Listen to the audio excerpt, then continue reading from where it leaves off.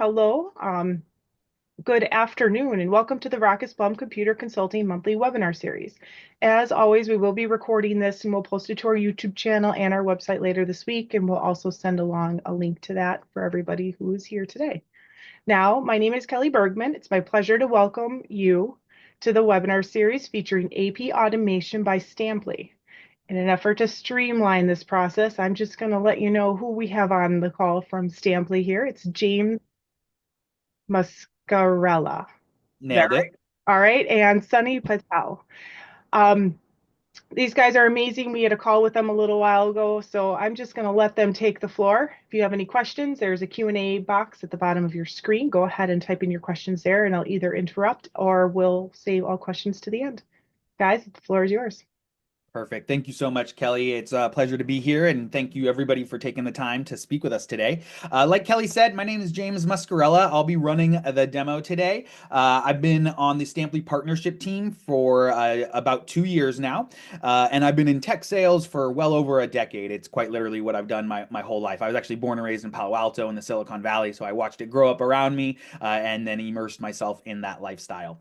But it's a pleasure to be here today. I live in Portland, Oregon, with my wife, and then I have a 6-year-old daughter and a 3-year-old son. So I'm busy both in my professional life and in my personal life these days. I've also got my colleague Sunny Patel, who I'm going to pass it over to let him introduce himself as well. Yeah, thanks, James. Hello, everyone. I'm Sunny Patel, Senior Manager of Partner Development here at Stampli. Been with the company for about 6.5 years now, and we're looking forward to walking you through a demo of Stampli. Perfect. Yeah, the last so in just a second here, I'm going to share my screen and walk you all through the demo. Kelly, I know you said questions. You're going to be watching the questions. It's up to you. Feel free to interrupt me though. Don't feel like you have to wait till the end. Meaning, if a question comes up and we're in that section of the demo, feel free to interrupt me. Otherwise, we'll make sure to get to those afterwards. And then, needless to say, if there is any follow-up questions, you'll all have my email information, so you can follow up with us that way as well. Let me share my screen and we will get started. I'm going to go ahead and turn my camera off as well, just to help with potential lag. So, but I'll be back in just a few. All right. Could I just get a quick acknowledgement that somebody can see my screen? Sure can. Great. Thank you, Kelly. Perfect. Well, let's go through the demo today. So we're going to start with the integration really quick, and then we're going to move into the actual product. So just so you all know, this is going to be on the Sage Intacct side, but I'm happy to say that everything I'm going to be saying about our integration with Sage Intacct will ring true with Sage 100 as well. I have our Sage 100 datasheet here, integration datasheet here as well. So again, rest assured that everything I'm going to be saying throughout the entire demo will ring true for both Sage Intacct and Sage 100. As you can see, the way it's going to work is from day one, we're going to sync over all of your lists, like your vendor list, your GL accounts, any open PO or line items, POs received, and then all custom fields and dimensions. There is no limitations on the fields that are going to transfer over to Stampli. And then Stampli is going to be the place where the invoices are captured. They're going to go through coding through our AI. They're going to go through the approval workflow process. And then from there, we will create the bill and post the bill for you all in Sage Intacct. Now, Stampli does have the ability to help approve and process payments for ACH and check as well. And I will be showing that on the demo today, but it is an option with us, meaning you are not forced to do payments with Stampli, just so you all know. And then we will embed a URL link into your Sage Intacct or Sage 100 environment that would immediately take you over to Stampli. And then whether you use Stampli for payments or not, all of the payment information would be replicated inside of Stampli as well. And that just speaks to the fact that it's a two-way integration, meaning Stampli sharing information both with Sage Intacct and the opposite direction as well. Like I said, it's going to ring true everything I just said with Sage 100. The only minor difference is it's what we call a bridge integration, meaning it's not API since Sage 100 is on-prem. Again, that's really just an internal term here at Stampli. The main point is it will work the exact same way. Any questions on the integration before we walk through the actual demo of the product?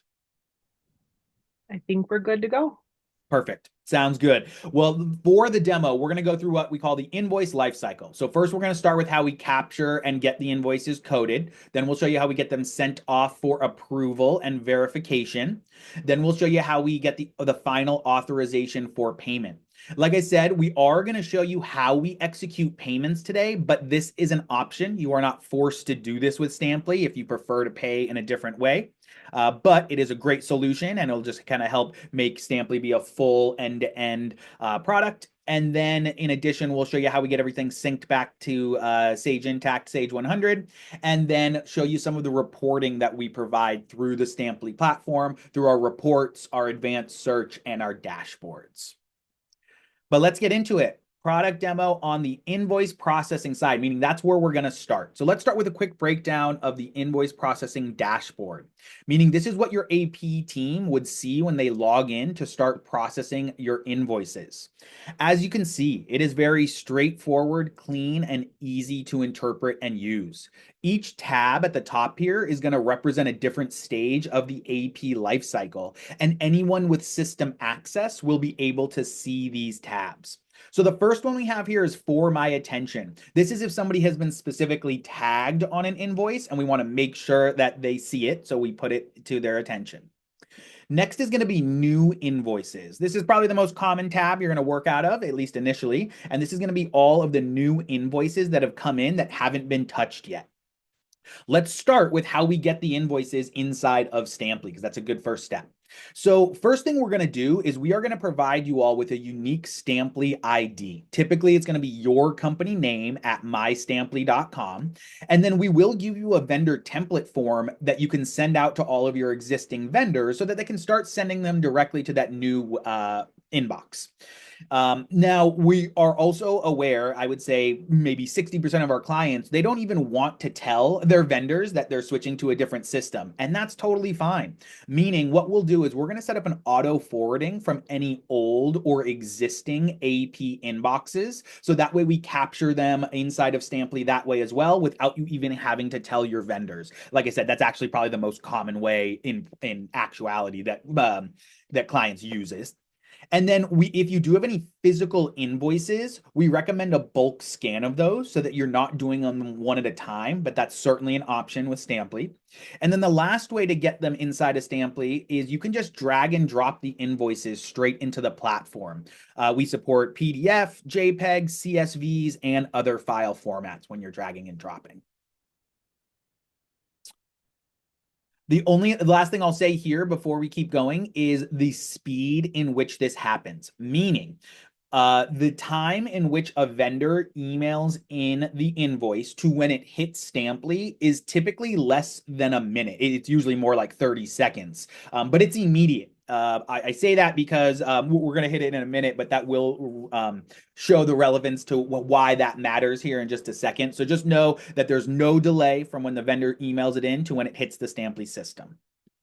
Next is going to be all of the approved invoices, meaning once an invoice has gone through the approval process, it's going to live in this tab for the final AP authorization. Any rejected invoice is going to live right here, and we're going to tell you why it was rejected. There's multiple reasons why it could be rejected. Maybe it went to the wrong approver. Maybe it was just something that wasn't relevant to them. We also, right here, you can see that this is a duplicate invoice. We have duplicate detection running at all times. It's looking at a number of different fields, not just the invoice number. That's certainly one of them, but there's, I believe, 9 or 10 different fields that it's looking at to make sure that if we think it might be a duplicate, to alert you all to it. Anything that's awaiting payment, so the invoice that's already been approved but just hasn't been paid yet, will live here until the payment's been received, and then it would drop off. All late invoices would be in this tab, and we're actually able to pull over the vendor terms from your Sage Intacct environment. And so we want to make sure to alert you if there's any late invoices. And then the last one is export problems. Now, being very candid, this is very rare to happen, meaning exporting an invoice from Stampli back over to Sage Intacct. So much so that the export problems tab doesn't exist unless there was an issue. Then it would pop up. We'll make sure it turns red, and we want to alert you to it and the reason why, so that the AP team can go in here. In this case, they need to fix the GL line, and then they can export it out after that. If there is multi entities or different instances of the ERP, you can easily manage those through the drop down right here in the upper right hand corner as well. All right, so let's go back to the new invoices tab to show you how we capture code and send the invoices. Meaning this is what the AP team would see when they log in. These are all the new invoices that have come in that need to be processed. If we go ahead and click on one, we'll take you to what we call the invoice field, meaning this is what you would see. You'd see a PDF of the invoice over here on the right, general coding information over here on the left. Now, I want to introduce you to our company mascot. His name is Billy the Bot, and he's this little blue robot you see. And Billy's gonna help in a number of different ways throughout the Stampli platform. But the first thing he's gonna do is he's gonna be your GL coding assistant. First thing he's gonna do is he's gonna scan the header level info of every invoice that comes through Stampli. Using OCR technology, machine learning, and artificial intelligence, Billy is going to capture the invoice number, the vendor, the invoice date, and the invoice amount. And he's going to do this on the very first invoice that comes through the system. Then all of these other fields that you can see down here and up here will be custom built out based on how you like to have them built out from your Sage Intacct environment. Again, no limitations on the number of custom fields or dimensions that can track over to Stampli. Then over time, Billy is going to take over more and more of the coding from you. Like I said, these are the first 4 fields on the first invoice, but the rule of thumb with us is once Billy has seen 3 invoices from one vendor, he should pick up on more and more of the coding, so that the ultimate goal is that the AP team isn't really coding as much as they log in. They see that Billy has already taken care of that. They need to confirm it, of course, before they route it off for approval. But obviously that'll cut down on the time. Now, it's also worth noting that if you override Billy and tell him like, oh, nope, he's not correct, he's going to remember that for future invoices. So again, the more you use the system, the smarter it gets. Now, we can easily support multi-line coding. We can break it up by location, by class, by department, whatever's the most relevant to your company. And it's also worth noting that Billy is going to learn based on consistent line item allocation, and he'll start prompting multi-line invoices. Now, we also have a built-in calculator to ensure that all running totals are correct. And you can add a line item manually, or you can access any pre-built table templates to help speed up this process. So let's say there's a utility bill that gets split the exact same way every month. Our customer success team will help you guys build out table templates that you can easily, with the click of a few buttons, apply to it and automatically split them up. Assuming all totals add up and it looks good, this is where the AP team would hit OK to save. Now, Stampli can work with purchase orders and non-purchase orders. All open POs are going to automatically be synced from Sage Intacct or Sage 100 to Stampli, with Billy auto-populating the appropriate PO. So right here, you can see the purchase order line. If you clicked on it, it would show you all of the open purchase orders that are living inside Sage that are from this specific vendor. And then you would get an auto notification if any of the PO's monetary values do not match. If you were to click on this, it would then take you to the individual line items of the POs that are available to view and edit inside of Stampli as well.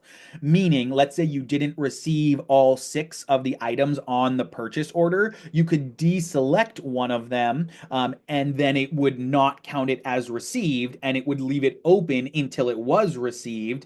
And then we would, when the PO is completed, we do the conversion for you as it goes back over to Sage Intacct. Now, in this case, you can see the green check mark means everything's been received. It's also worth noting that if you click on this little arrow, it will actually take you to the purchase order inside of Sage Intacct. The only caveat I want to add here is the only way for Stampli to do the automatic 2- and 3-way PO matching is if the PO is living inside of Sage Intacct or Sage 100, meaning we can't connect to like a separate system. If that separate system integrates into Sage Intacct and the POs live there through that, not a problem, but it does have to live there. Any questions on POs? That's often an area that we get asked about a lot. It's definitely one of the selling points for Stampli. So I will stop just for a second and give Kelly a second in case any questions come through about POs. Looking good, doing great. Okay. We're going to keep going, but again, if any questions come up, don't hesitate to put it into the chat. So the next area to cover is going to be approval workflows, of which we have two different types, what we call a fixed workflow or a dynamic workflow. Typically, most of our customers use dynamic because it's more flexible, meaning if people are out of office or if you leave the company, you don't have to go back in and change the fixed workflow that we've built out. But if a fixed approval workflow, meaning a defined set of rules that's going to follow exactly the cadence that you set up, is what you prefer, that is definitely an option with Stampli as well. Now, in this case, you can see it's dynamic because of these little white X's, meaning you have the ability to edit the approvers on the fly. In this case, we can see it's going to go to Bob and then it's going to go to Jerry, meaning maybe it's over a specific threshold that would enable it or require it to go through multiple layers of approvers. The order in which you see them listed is going to be the order in which they go through the approvers, and you can have as many approvers as you need. You can also search for anyone else in the company right here as well. It's also worth noting that Billy is going to remember past workflows and suggest approvers based on past criteria, like the vendor or the amount that it is. And again, so the goal here with Stampli is after a few months of using the system, your AP team is going to log into Stampli. They're going to see that Billy has already taken care of the coding. Assuming everything looks good there, we're going to suggest approvers. So again, you're not really working on the invoices as much as double checking that everything looks good. And then you would hit save and send, and it would start the approval process. And Bob would get a notification that there's an invoice waiting his approval. I'm going to walk you through the full approval process here in just a second.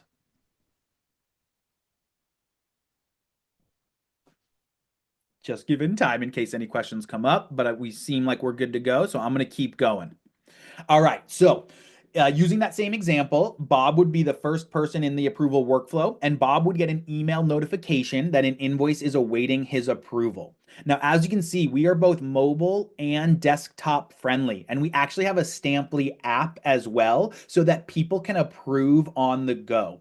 That's especially important if your approvers are out in the field or, not in an office day to day. We make it really easy for them to approve the invoices through the Stampli app.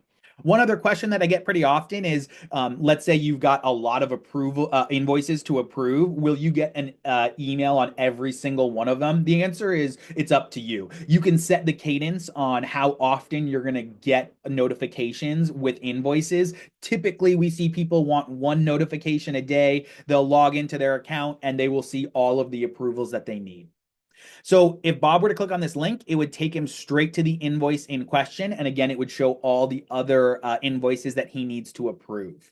Again, it would show a PDF of the invoice over here on the right, general information that Bob could or could not have the ability to edit, meaning those are system settings that you get to choose. But the area I wanted to call out is this middle row because I had it collapsed before, but typically we have this open. This is called our audit tracking trail. This is going to give you full visibility into the history of the invoice, from who created it, on what day, at what time, and then all of the actions taken around this invoice will live here as well. That way you can see the full visibility. It's also worth mentioning that if you are ever audited, you can just give the auditor a view-only access to Stampli, and that way you don't have to do as much back and forth as most audits. They will literally see the full history around every invoice. That is something that many clients have told us has made their life a lot easier when audits do come around. Now, we're also going to show this approver, Bob, all of his past invoices that he's already approved from this vendor. It's just a helpful tool to be able to reference those invoices that have already come through in case that's helpful for him. Now, if Bob was ready to approve and everything looked good, he would just click this blue approve button. Let's say this wasn't his, then he could hit not mine and it would get routed back to the AP team.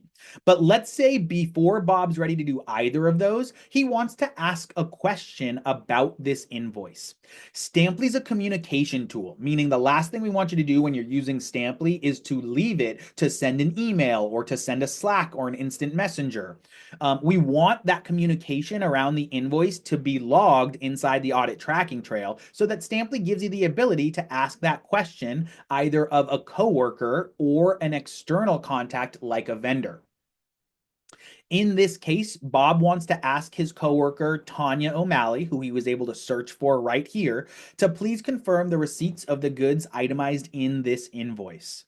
Once he hits send, in a similar fashion to before, Tanya would get an email notification that an invoice is waiting for her to review.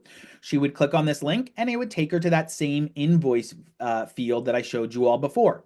PDF of the invoice over here on the right, general info over here on the left. But I did want to call out the fact that these fields you might notice are grayed out and there's no blue approve button. The reason being is that Tanya does not have system access to be able to edit the coding. She also can't really approve. She just has access to the system when a question has been asked of her like this.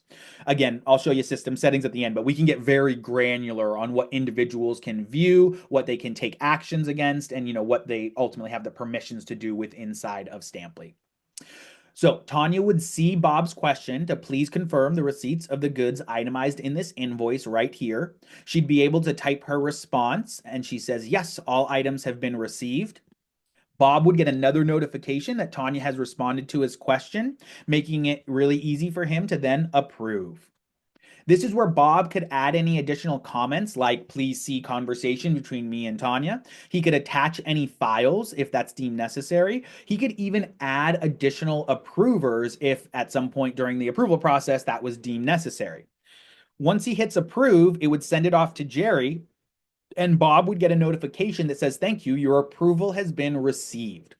We try to cut down on unnecessary communication in addition to being a communication tool. What we mean by that is we know that a lot of approvers will, let's say they've forgotten to approve an invoice in the past or taken longer than the AP team prefers. Sometimes they'll start calling the AP team to be like, hey, did you guys receive that invoice I sent in? This is what we call the invoice inbox. Every approver will have it. They'll be able to see that the AP team has already received the invoice. They'd also be able to view all of their past invoices that they've already approved. Again, just for peace of mind and to try to cut down on the unnecessary communications. Now, Jerry, who was the second approver in the workflow, and in this case, the final approver, would scan the audit tracking trail. He would see that Tanya and Bob had the conversation around the invoice, making it really quick and easy for him to approve as well. Once he does, it would get routed back to the AP team for the authorization for posting the bill. I'm going to walk you through that in just a second, but I will stop just to make sure there was no additional questions that came in.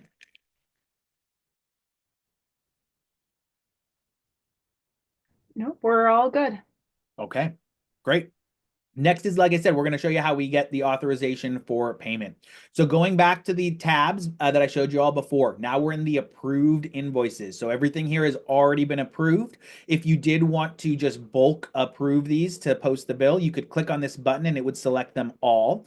But let's go ahead and click into one to show you the field that you would see. Again, PDF of the invoice right here, audit tracking trail. This is the last stage in which you could still edit the coding. Typically, it's not needed this late in the process, but you can do that. And this is where you would either authorize for payment or cancel/reject. Now, I will call us out, meaning Stampli. This should really say authorize for posting, not for payment, meaning really what we're doing here is we are posting the bill to Sage Intacct for you, and then you guys can pay it. Even if you're using Stampli for payments, there's an additional approval process for that. So it really should say authorized to post, but again, hopefully you guys get the general idea of it. And then again, if you were to cancel/reject the invoice, you're required to give a reason why. That reason would then live in the audit tracking trail, and we would then move this invoice to the rejected invoices tab. But assuming everything looks good, this is where the AP team would authorize to post. They would get a confirmation that it's been authorized.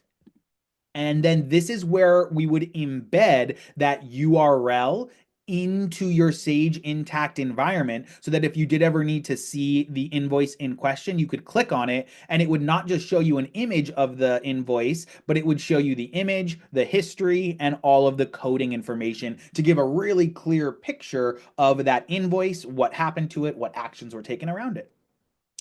And then I know I mentioned this, but I will reemphasize it that it's the exact same with Sage 100. We will embed a URL into your Sage 100 environment, click a button, and it would open it up. That's it for the invoice processing side of things. Next, we're going to show you how we process and approve payments. I know I mentioned it before, but I'm going to say it again. This is optional with Stampli. We know a lot of other AP automation providers out there were really payment companies that require you to do payments with them, and they started offering the invoice capture and invoice processing. But that's not how it works here at Stampli. Everyone uses this for the invoice capture. Payments works great. We just want to give you the option in order to do it, but we will not force you to. Now, as far as why would you do payments with Stampli, let's talk about it. First and foremost, by managing the payments and AP in one system, it's just going to be a full end-to-end workflow, making it really easy for the team to use. We're going to help ensure control and compliance, meaning we provide fully configurable payment workflows, meaning based on different thresholds or amounts, you can have 1, 2, or 3 different check signers, and you can do that per bank account. Now, Stampli allows you to stay in control of how you pay your vendors, meaning a lot of other AP automation providers are focused on the payment processing side of things, meaning they will often contact your vendors and ask them how they would like to take payment, ACH, check, or credit card.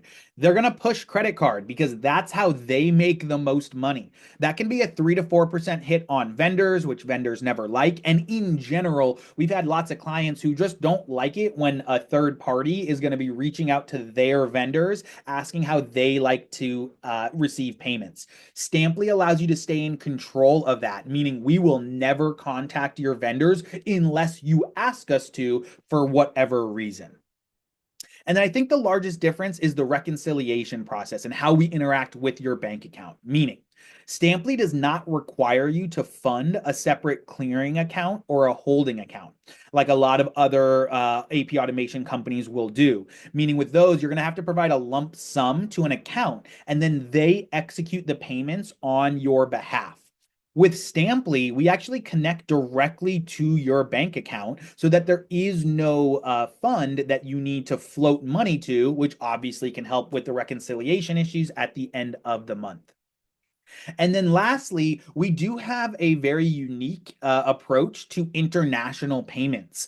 Obviously that's for specific use cases where you're paying international vendors. But the main point of it is we have a tool that allows you to set a target exchange rate, meaning you can set it in advance. And then when that exchange rate hits the amount that you're comfortable with, we would automatically execute the payment at the exchange rate that we know you're comfortable with, because you'll have set a minimum and a maximum amount that you're okay with. Again, happy to talk more about international payments on a case-by-case basis, but let's get into the actual product. So earlier we were on the invoice processing. Now through the dropdown, you can see we're on the payment processing side. Similar look to before, meaning different tabs up here at the top that represent the different stage of the cycle.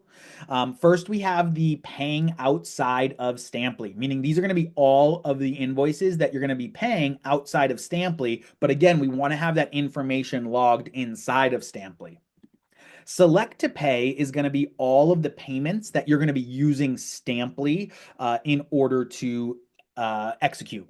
Now, the payment method and the bank account are going to default back to whatever you have set up in your Sage environment, but they can easily be edited inside of Stampli as well. And I'll show you that in just a second.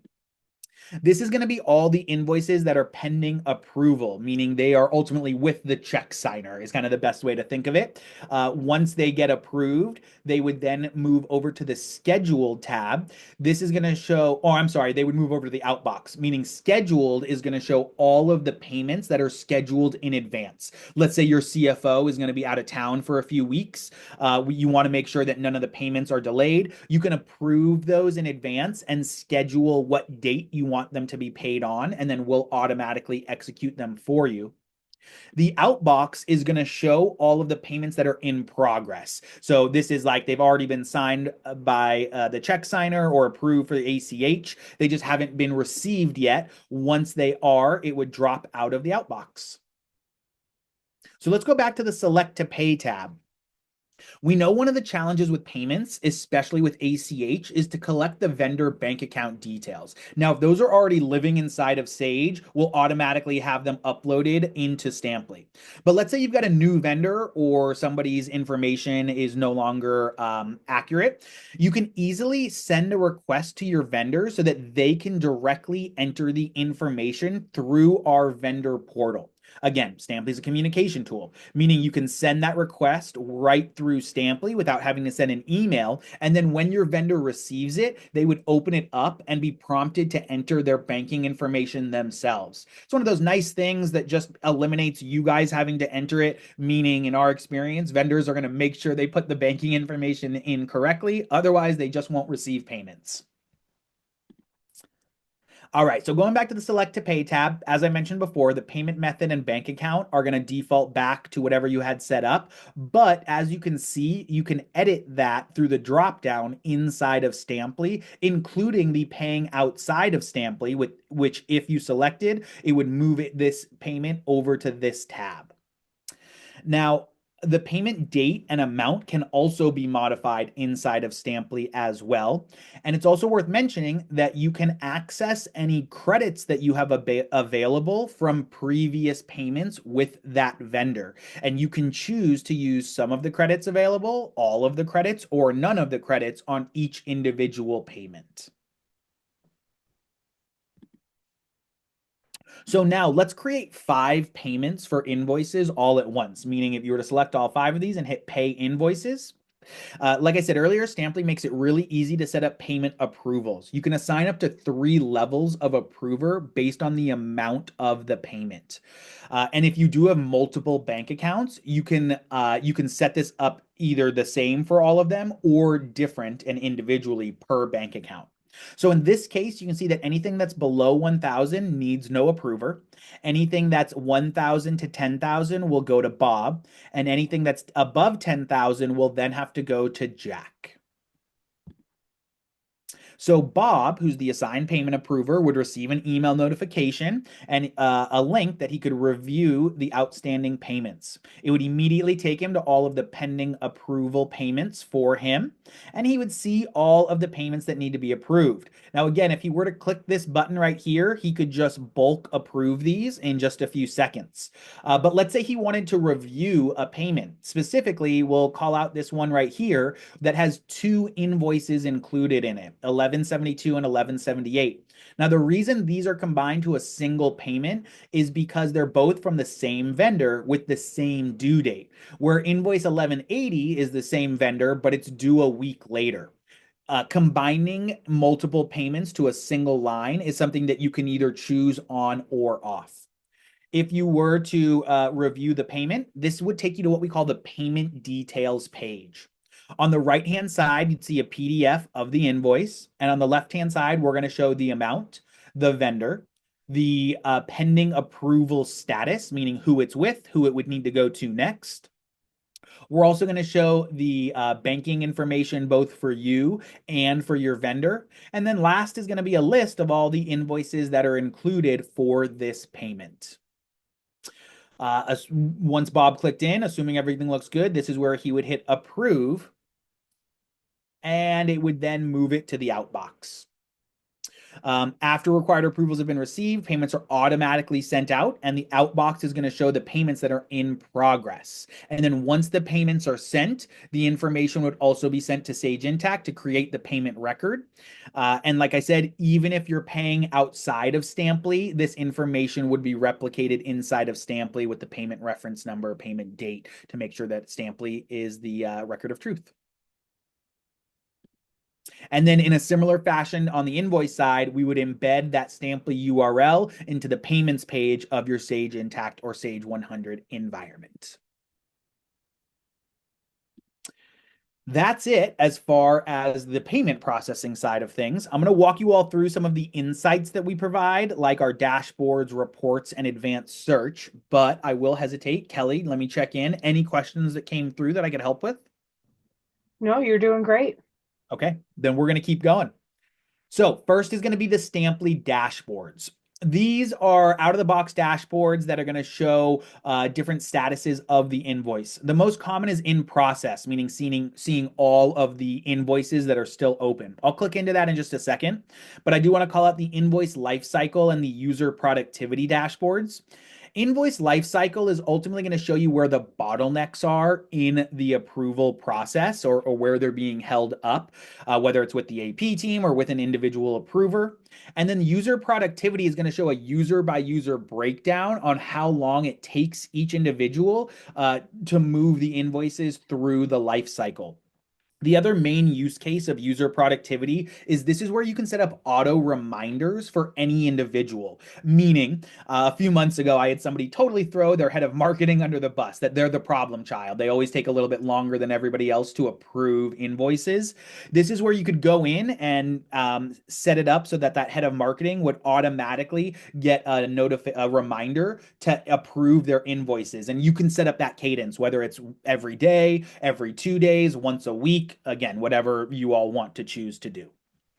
Like I said before, most common dashboard is in process. So I'll click into there, and this would show you all of the open invoices, meaning every invoice that's pending routing, pending approval, pending AP authorization, any urgent invoices that have been marked that way, or anything that's been rejected for incorrect coding. These are interactive KPIs, meaning if you were to click on these blue buttons or blue numbers, excuse me, it would take you to a list view of all of the invoices in these statuses. And again, these are interactive widgets down here as well, just trying to give you full visibility into the entire AP process. Now, I will be very honest with the dashboards. You're probably not going to interact with the dashboards very much your first month of Stampli, meaning what customers have told us is, the first month or two, you're just learning the system. It's speeding it up. Everybody's really liking it. The invoices are moving through quicker. After 2 or 3 months, though, the whole goal of Stampli is that we're freeing up the finance and AP team's time by not having to process invoices as much. And that's where these dashboards really come into play, meaning this is where you can look for inefficiencies, you can look for processy improvements, and it really does help give you a full picture. So again, the dashboards are definitely a huge use case for Stampli, but usually not that first month. It's just something that we'll need to get the data for it, and then as you have more time, you're able to see it. Now, we also have reports. These are out-of-the-box reports that are going to provide complete visibility in the AP process. The out-of-the-box one's going to show the invoice status or all invoice or invoice life cycles. But the most important part here is that these can easily be customized to an individual report. By default, all of these fields are going to show either standard or custom invoice fields, meaning you can build out what you want this to look like. You can customize this by date range. You can download these reports. You can print these reports for a hard copy, or you can share a link and send it over to a coworker. But as I mentioned earlier, I think the most important thing here is that you can customize these reports, you can save them and give them a name. So let's say you want to run a accrual report at the end of every month. You don't have to recreate the wheel every time. Do it once, and then you can just apply the report at the end of every month. And then the last insight that I'm going to go over is what we call our advanced search.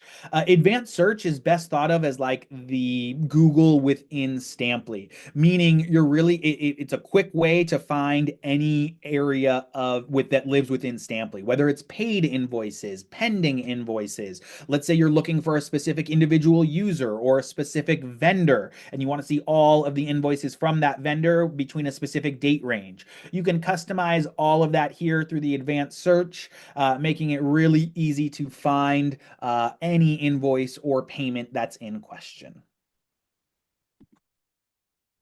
Next is going to be the system settings.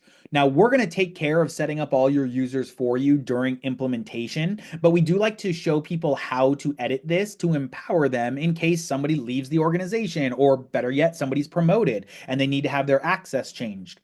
Again, the system settings will choose who can be approvers, who can code or route the invoices. And as you can see, we can get very granular on what you want individuals to view, to access, or to take action against. Like, meaning, let's say you have multi-entities and you only want specific users to be able to see invoices from those specific entities. That is absolutely an option that you can do. Maybe you have an approver who you want to be able to edit the coding. Maybe you have some approvers you don't. Again, on a user by user basis, these are all options. We can get very granular on what they can do. And again, we'll help do this, but we do like to show you all how in case you want to update them yourselves. Next is going to be the vendor portal, meaning Stampli offers a free vendor portal that comes with the service. The main point of this is, again, cutting down on the unnecessary communication of vendors calling you to ask if they've been paid yet. Meaning you get to choose which vendors would have access to this portal. They'd have their own login. They'd be able to come in here and see all of the invoices that are still in process, anything that has been processed, or anything that has been canceled.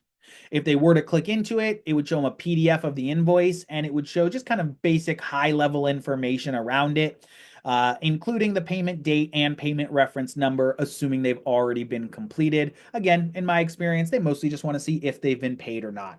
So like I said, just trying to cut down on vendors reaching out to you all to ask where their payments are. Now, as I mentioned before, you can have your vendors upload their banking information through the vendor portal. And this is where you could send the request for them. This is the page that they would see, meaning their vendor details information.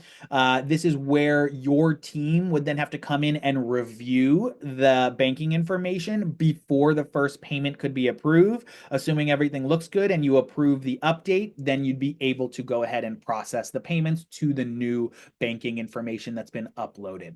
Now, everything I just showed you was the vendor portal that is free of charge. It just comes with the Stampli service.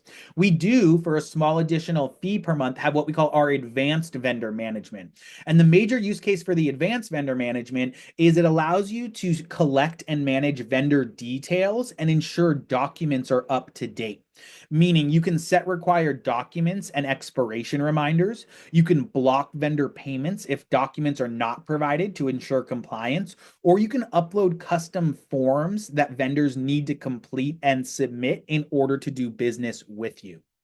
So this is where you could create and configure any number of onboarding or different vendor forms. You can customize the form, give it an individual name, and then again, you can set what the form is and if it's required. If you want to track the expiration date, you can even set up notifications for yourself before it becomes expired. These are all just options. And again, it's an option to add the advanced vendor management or not. And that is it for today.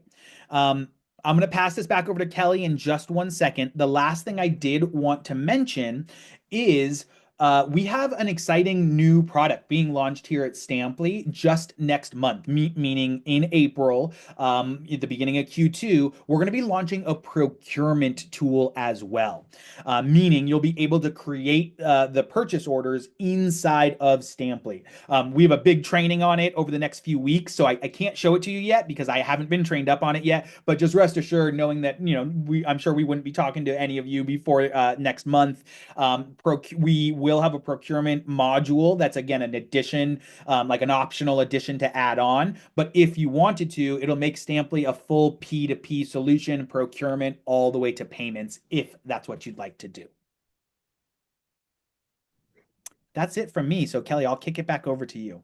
All right. Well, we don't have any questions. You did such a great job of explaining. I can't imagine what I would ask. Thank you so much. Quick thank you to both Sunny and James for your time today. And of course, thank you to all that attended. If you do have any questions in the future, you'll get an email from me with a follow-up on this. So feel free to ask your questions at that point as well. Otherwise, you can reach out to anybody here at VBCC. We'd be happy to help. We hope that you enjoyed today's presentation. And until next month, thank you all and have a great day.